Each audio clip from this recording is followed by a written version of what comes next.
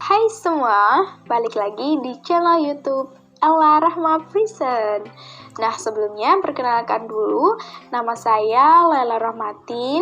Untuk selanjutnya, kalian bisa panggil dengan Bu Ella aja, supaya lebih mudah. Dan kalau kalian semua ini dari mana? Kalian coba komen di bawah ini ya, supaya ibu juga tahu siapa aja yang udah nonton video ini. Sebelum kita masuk ke materi, perlu Ibu ingatkan bahwa sebelumnya kita sudah belajar tentang materi konflik sosial yang ada di masyarakat. Dan kali ini kita akan masuk pada materi KD 3.5, yaitu integrasi dan reintegrasi sosial.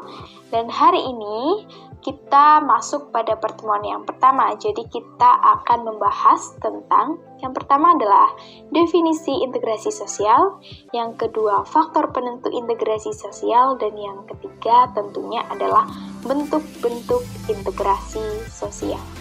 Tujuan pembelajaran yang akan dicapai adalah yang pertama, Ibu berharap peserta didik sekalian dapat mendefinisikan integrasi sosial secara tepat. Dan yang kedua, Ibu berharap peserta didik sekalian dapat menjelaskan faktor-faktor penentu integrasi sosial secara tepat. Dan yang ketiga, Ibu berharap peserta didik sekalian dapat menganalisis bentuk-bentuk integrasi sosial yang ada di masyarakat secara tepat. Sebelum kita masuk ke materi, coba kalian amati gambar ini. Nah, kalau kalian disuruh mendeskripsikan dari gambar tersebut, dari apa yang kalian lihat, apa yang bisa kalian jelaskan dari gambar itu? Nah, jadi gambar tersebut merupakan contoh keberagaman yang ada di Indonesia. Khususnya di situ adalah keberagaman agama. Nah, seperti yang kita tahu, di Indonesia ini memiliki agama yang beraneka ragam seperti Islam, Hindu, Buddha, Kristen, Protestan, Konghucu, dan lain-lain. Namun, di tengah perbedaan-perbedaan agama tersebut, juga perbedaan yang lain, kita sebagai bangsa Indonesia dapat menjadi satu kesatuan yang utuh karena adanya semboyan Bhinneka Tunggal Ika, Pancasila, Undang-Undang Dasar 1945, sehingga kita dapat bersatu bersama menjadi bangsa yang utuh, bangsa Indonesia. Lalu kalau berdasarkan gambar tadi, apa sih pengertian integrasi sosial itu? Nah, coba dibuka bukunya halaman 110, di sana sudah tertulis pendapat dari Kun Mariyati dan juga Cucu Suryawati mengenai pengertian integrasi sosial. Di sana tertulis bahwa integrasi sosial merupakan proses penyesuaian unsur-unsur yang berbeda di dalam masyarakat, sehingga menjadi satu kesatuan.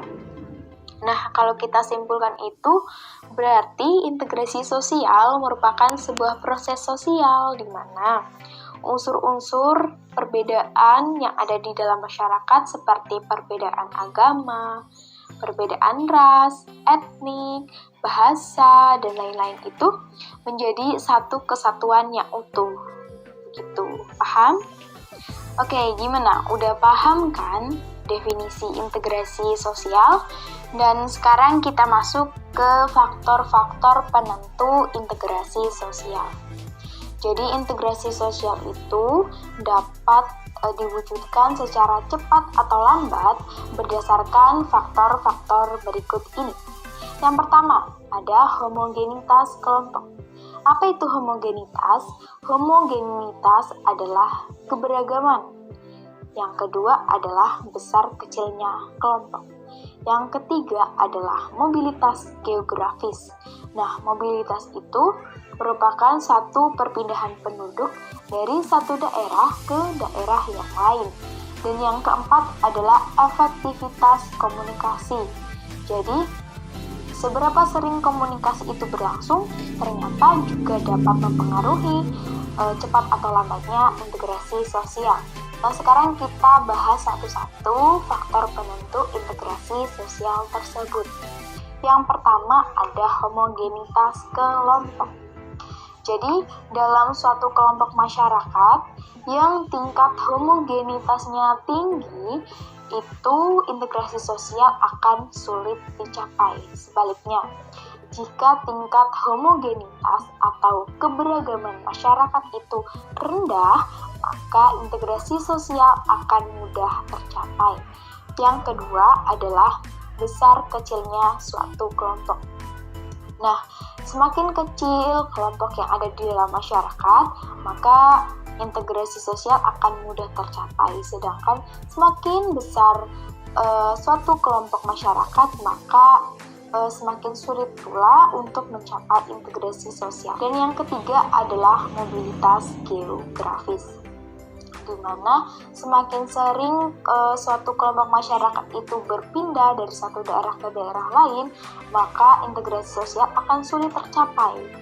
Dan sebaliknya, apabila tidak ada mobilitas atau kecil angka mobilitasnya atau perpindahan penduduknya, maka integrasi sosial itu akan lebih mudah tercapai. Kemudian yang keempat adalah efektivitas komunikasi, di mana semakin sering kita berkomunikasi, maka integrasi sosial akan lebih mudah tercapai. Begitu juga semakin jarang kita berkomunikasi, maka integrasi sosialnya akan sulit tercapai. Oke, setelah kita membahas mengenai definisi integrasi sosial dan juga faktor penentu integrasi sosial, kita lanjutkan ke materi bentuk-bentuk integrasi sosial. Nah, bentuk integrasi sosial itu ada 3. Yang pertama, integrasi normatif, yang kedua, integrasi fungsional, dan yang ketiga, integrasi koersif. Yang pertama, integrasi normatif merupakan integrasi yang terbentuk karena adanya norma-norma yang berlaku di dalam masyarakat. Nah, kita lihat gambar ini. Ini seperti gambar yang di awal tadi merupakan contoh keberagaman yang ada di Indonesia.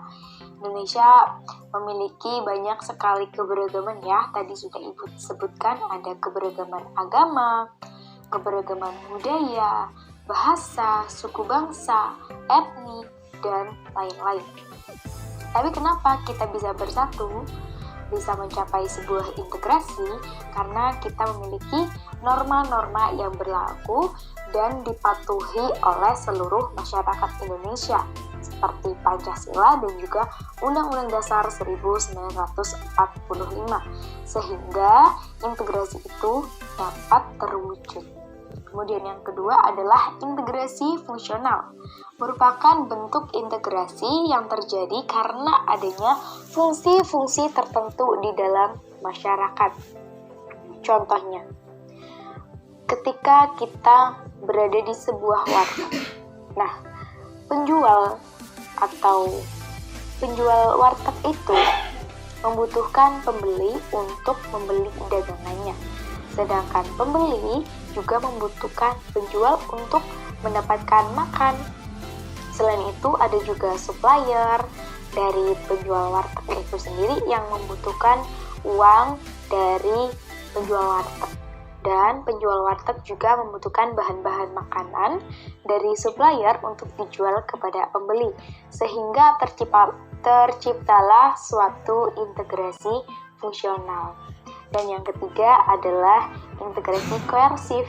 Integrasi koersif merupakan integrasi yang terbentuk karena adanya kekuasaan dari penguasa. Nah, bisa kita lihat contohnya itu ketika ada aksi demo, yaitu mengenai Omnibus Law.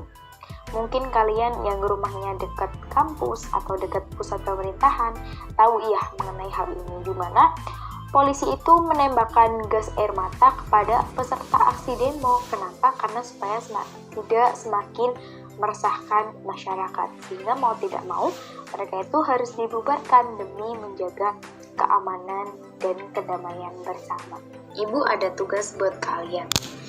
Coba kalian amati di lingkungan sekitar kalian. berdasarkan penjelasan Ibu tadi mengenai bentuk-bentuk integrasi sosial, coba kalian analisis bentuk integrasi sosial yang ada di lingkungan masyarakat kalian.